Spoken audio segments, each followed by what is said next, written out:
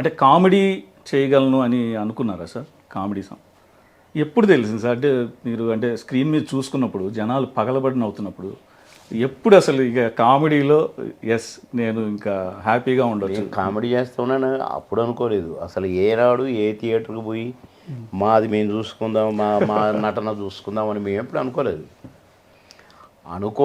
మాకు అవకాశం కూడా దొరకలేదు. షార్ట్ అయిపోయి ఇప్పుడు ఇందాక చెప్పానా, ఎవరన్నా ఈ డైలాగ్ చెప్తారా, రావా ఇది చెప్పు, చెప్పిన సినిమాలు చేస్తావా, చేస్తా, ఇది చెయ్యి, ఇది డ్రెస్ చేయండి, యాక్షన్ చేసిన చప్పట్లు.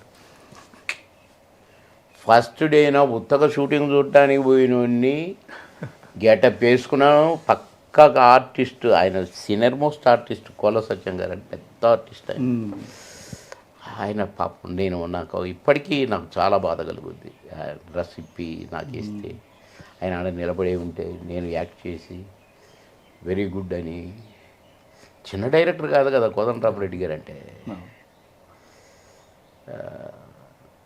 ఆ చప్పట్లు, అందుకనే కీర్తిశేషులలో అదిగో వినరా చప్పట్లు అనే డైలాగ్ ఉంటుంది.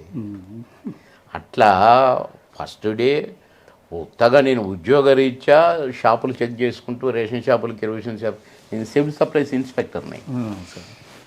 కృష్ణానగర్లో షాపులు చెక్ చేసుకున్నా, ఈ రోజుకి నా కోట అయిపోయింది అంటే అక్కడ చాలామంది షూటింగ్ జరుగుతుంది సార్. అట్లా షూటింగ్ చూద్దాం, మనం హైదరాబాద్లో షూటింగ్ చూడలే ఇప్పటిదాకా. యాక్సిడెంటల్ అంతే.